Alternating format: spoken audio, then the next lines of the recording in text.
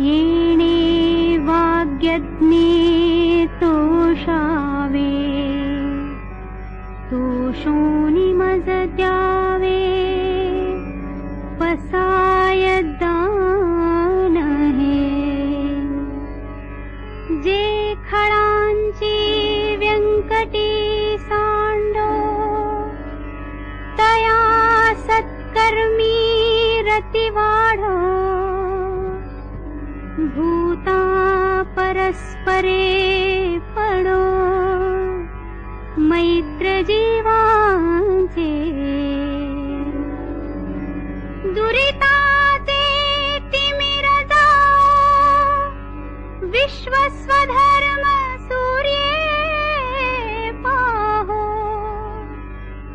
जो जे वांछील तो ते लाहो, प्राणी जात.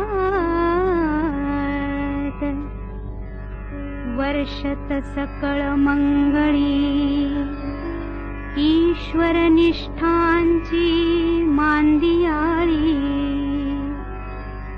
अनवरत भूमंडळी, भेट तू भूता. चला कल्पतरूंचे आरव, चेतना चिंतामणींचे गाव. बोलते जे अर्णव, पीयूषाचे. चंद्रमे जे अलांछन, मार्तंड जे तापहीन. ते सर्वाही सदा सज्जन, सोय रे हो तू. किंबहुना सर्व सुखी, पूर्ण होनी तिही लोकी. भजिजो आदि पुरुखी, अखंडित. आणि ग्रंथोपजीविये, विशेषी लोकीये.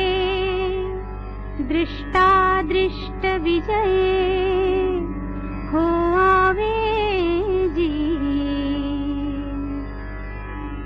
येथ म्हणे श्री विश्वेश्वराव, हा होईल दान पसाओ. येणे वरे ज्ञान देवो, सुखिया झाला.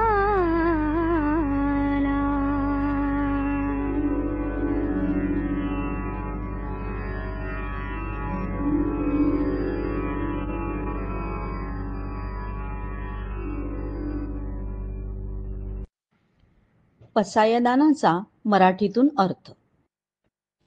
ज्ञानेश्वरीच्या सुरुवातीला वेदांनी सांगितलेल्या आणि आत्मरूपात वसलेल्या ज्या रूपाने वर्णन करता करता शेवटच्या अध्यायात ज्ञानेश्वर त्याच विश्वात्मक देवाला आपण केलेल्या ज्ञानरूपी वाग्ययज्ञाचे फलस्वरूप म्हणून पसायदान प्रसाद मागताना म्हणतात. ज्या व्यक्ती वाईट प्रवृत्तीच्या आहेत त्यांच्यातील खलत्व म्हणजेच वाईट प्रवृत्ती नष्ट हो, त्यांची प्रवृत्ती सत्प्रवृत्तीत परावर्तित व्हावी आणि त्यांची फलश्रुती म्हणजेच सर्व व्यक्ती स्वतःचे मित्र व्हावे. जेथे भगवंताने दृष्टांचा नाश करण्यासाठी मी जन्म घेतो असे म्हटले, त्याच भगवंताकडे ज्ञानेश्वरांनी प्रेमबुद्धीने असा प्रसाद मागितला. पसायदानामध्ये सर्व प्राणीमात्रांमध्ये प्रेमाची भावना निर्माण व्हावी आणि मनातील दृष्ट भावनांचा नाश व्हावा अशी विनंती ज्ञानेश्वर महाराज करतात. वेदांनी गायलेल्या तमसो मा सद्गमय ज्याप्रमाणे आगीचा धर्म जाळणे, नदीचा प्रवाहित राहणे. त्याचप्रमाणे मानवाचा माणुसकीचा धर्म आपण मानला आणि त्याचा प्रत्यय प्रत्येकाच्या जीवनात आला, तर त्या धर्मरूपी सूर्याच्या प्रकाशाने विश्वातील प्रत्येकांचे जीवन उजळून निघेल. याचा परिणाम असा होईल की ज्याला ज्याला जे जे हवे ते मिळेल. कारण जर एका व्यक्तीची मागणी ही धार्मिक असेल तर दुसऱ्या व्यक्तीचे कर्तव्य असेल. आणि येथे तर माऊलींनी प्राणीजात असे बोलून जगातील प्राणीमात्रांच्या धर्माची ग्वाही दिली आहे.